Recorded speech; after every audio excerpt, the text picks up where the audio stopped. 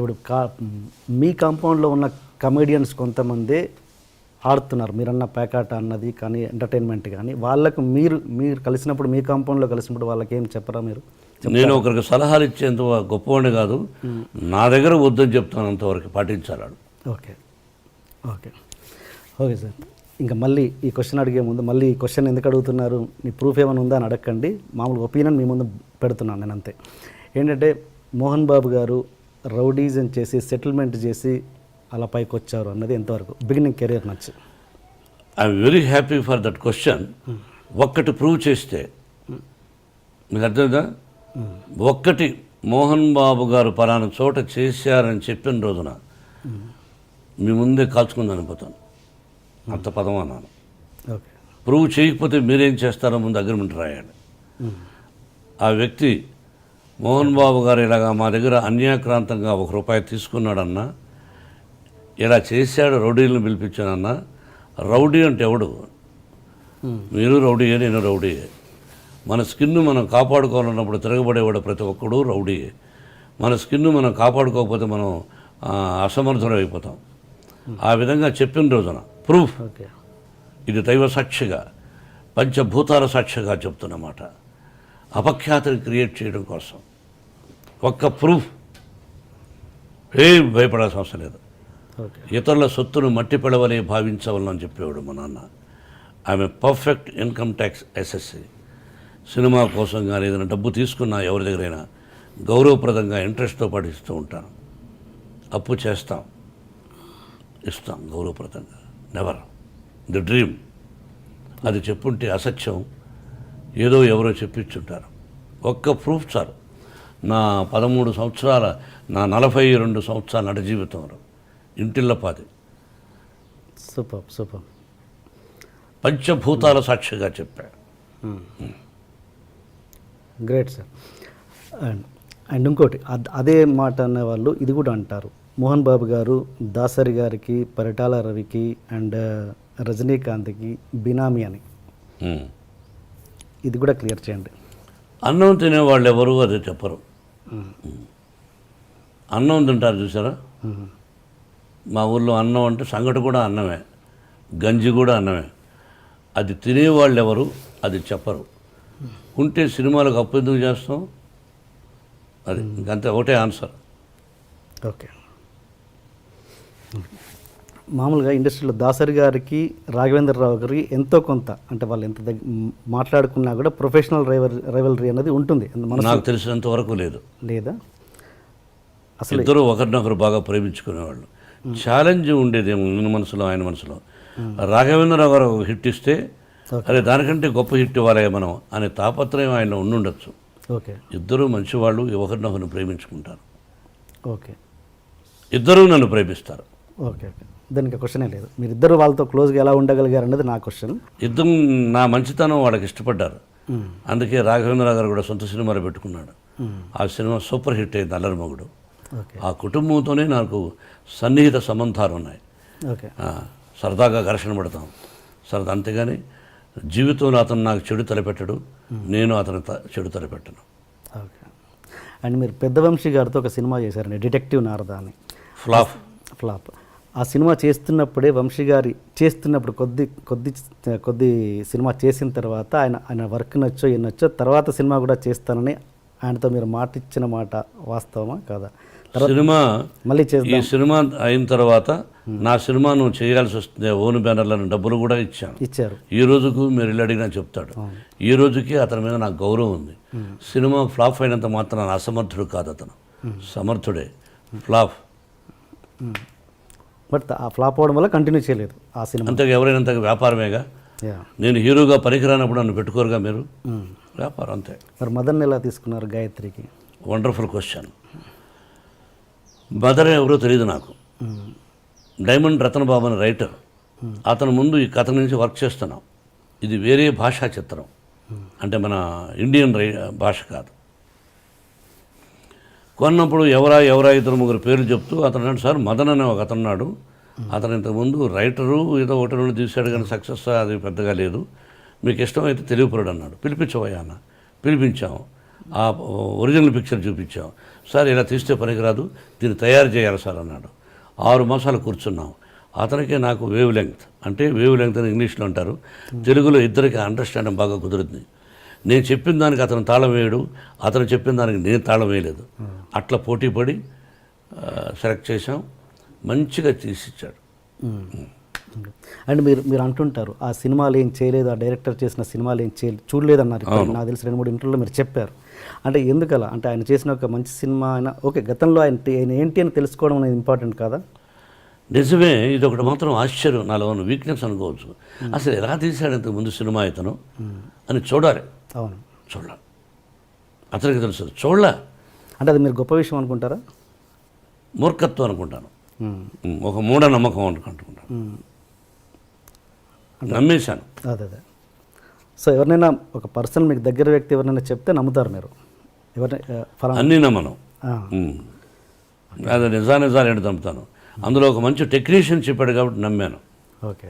ఆ తర్వాత బయట విచారించిన కూడా గుడ్ మ్యాన్ అని చెప్పారు. ఓకే. నమ్మాను. అంటే నేను ఏదంటే సినిమా ఇండస్ట్రీలో ఒక వ్యక్తిగా మీరు సినిమా ఇండస్ట్రీలో ఏం జరుగుతుంది, ఏంటి మేకింగ్, అవన్నీ తెలుసుకోవాలన్నది మీకు సినిమా ఇండస్ట్రీగా తెలుసుకుంటూ ఉంటాను. ఓకే. బయట సినిమాలు కూడా చూస్తాను. ఓకే. గొప్పగా ఒక హిట్ అయిన పిక్చర్ను లేకపోతే ఫ్లాప్ అయిన పిక్చర్ను తీసుకొచ్చి మనకు అది చెప్తారు రైటరు, ఆ తప్పు కూడా జరుగుతాయి, అవి తెలుసుకుంటూ ఉంటాను. ఆ నలుగురు చూడలేదు మీరు? ఆ నలుగురు చూశా. కాదు, అతను రైటర్. Okay, writer. ఓకే, అది చూశారు. మీరు ప్రతి ఇంటర్వ్యూలో ప్రతి ఫంక్షన్లో చూస్తుంటాను సార్, మీరు ప్రతిసారి షర్ట్ మీద ఒకటి ఇలా కప్పుకుంటారు. ఏంటి దాని లాజిక్ ఏమైనా ఉందా, రీజన్ ఏమైనా ఉందా, ప్రత్యేకమైన రీజన్? ఇదా ప్రతిసారి ఏదో ఒకటి కప్పుకుంటారు. ఈ మధ్యనే సరదాగా అంతేనా? ఇది ఉంది, అమ్ముతున్నారు, ఇది ఒక ఫ్యాషను, ఓకే, అది అంతేగాని ఇది ప్రత్యేకత ఏం లేదు. అంతేనా? స్టేజ్ల మీద కూడా చూశాను చాలాసార్లు. ఓకే సార్, అలా వేసుకున్నాను కాబట్టి అడిగారు. అలా అని చెప్పేసి ఇంతకుముందు దాసరి గారి టాపిక్ దగ్గర ఆగిపోయాం మనం. ఆయన మీరు విపరీతంగా గౌరవిస్తారు గురువు గారని, బట్ తెలియకుండానే ఆయన్ని చాలా భయపడుతుంటారట ప్రేమతో. ఎవరు? మీరు. అంటే బిగినింగ్లో భయపడేవాడిని. మీరు భయపడ్డం కాదు, మీరే ఆయన్ని భయపట్టేవారంట లేదా? ఆయన ఎవరికి భయపడ్డు. నేనంటే ఆ ప్రేమతో అదే అట్లా. దాసనారాయణరావు గారు నాకు భయపడతారు అని ఆయన లేని టైంలో నన్ను మీరు అడగకూడదు, నేను చెప్పకూడదు. ఆయన ఉన్నప్పుడైతే ఆయన ముందుగానే చాలా విషయాలు చెప్పేవాడిని. ఆయన నాకు భయపడతారనే పదాన్ని ఇప్పుడు చెప్పకూడదు. మీన్స్ ప్రేమతో, నేను అది సీరియస్ కాదు. నా ప్రేమకు భయపడచ్చు, అంతేగాని ఇది గ్రేట్ మ్యాన్.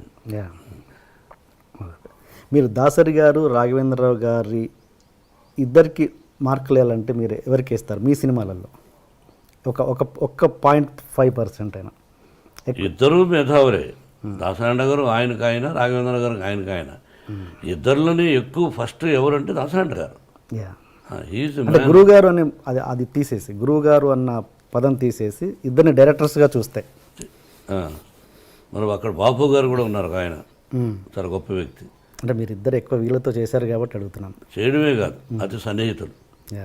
అది నేను చెప్పడానికి కష్టం, నా వయసు నా టాలెంట్ చాలదు.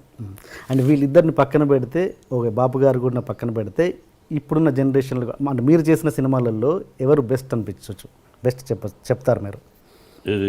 మీరు చేసిన అన్ని సినిమాలలో దాసరి గారు, రాఘవేంద్రరావు గారిని పక్కన పెట్టి, బాపు గారిని కూడా పక్కన పెట్టి, వేరే ఒక డైరెక్టర్ పేరు చెప్పండి, మంచి బెస్ట్ డైరెక్టర్ అని. కేఎస్ఆర్ దాస్ గారు ఉండేవారు. ఓకే. అండ్ ఇప్పుడు యంగ్ జనరేషన్లో రవిరాజ పినిశెట్టి, కేఎస్ఆర్ దాస్ గారు అప్పుడు, ఆ జనరేషన్ తర్వాత Raviraja Pinisetty, B Gopal. S. And ఇప్పుడు ఉన్న యంగ్ జనరేషన్లో మీకు నచ్చిన డైరెక్టర్, ఫలానా డైరెక్టర్తో నాకు చేయాలని ఉంది అని మీకు ఏమైనా కోరిక? నాకు ఎవరితోనూ చేయాలనే దురద లేదు. ఓకే.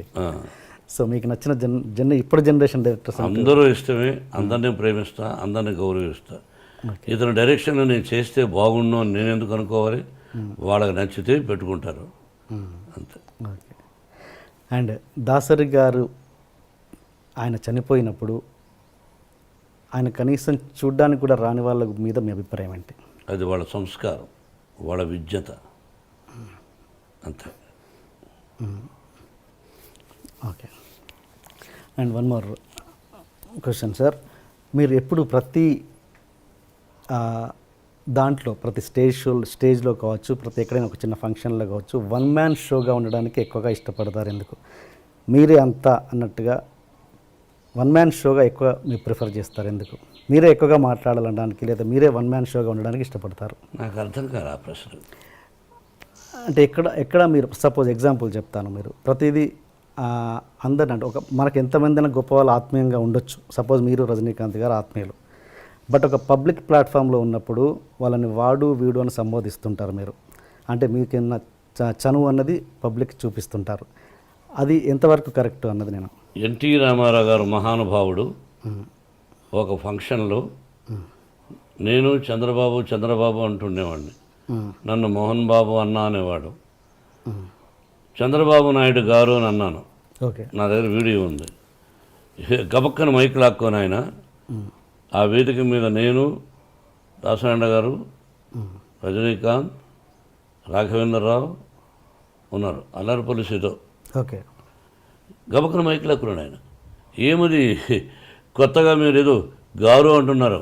అది కదన్నయ్య, ఏమది నన్ను ఎన్టీ రామారావు అనలేదు కదా, అన్నయ్య రామారావు గారు అన్నారు. ఏమి వారుకున్న చదువు తప్పే ఉంది అన్నాడు. ఆయన అన్నాడని అలా కాదు, ఐ గివ్ రెస్పెక్ట్.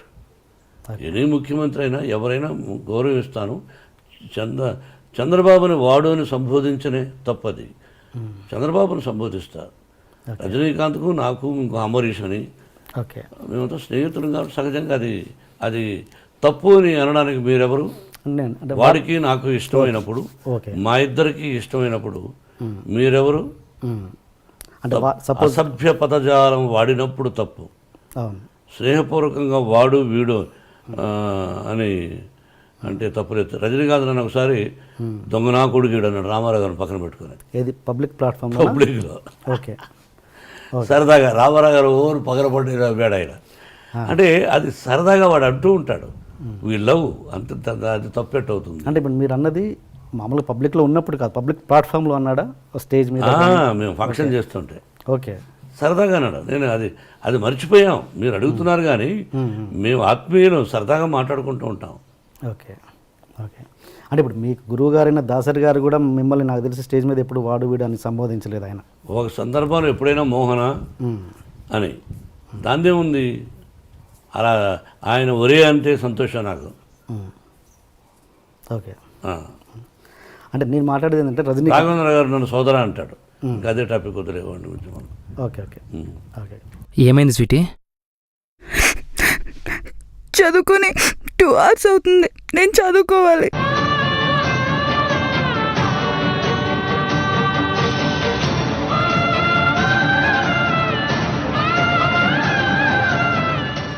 ఏడు అమ్మా, బాగా ఏడు. ఎగ్జామ్స్ దేవుడిచ్చిన శాపం, బుక్స్ వాటి వల్ల పాస్ అయ్యే వరం. ఏడువమ్మా, బాగేడు. హైడ్రోజన్ పెరాక్సైడ్ కన్నా గొప్పది ఏదైనా ఉందంటే అవి నీ కన్నీళ్ళే.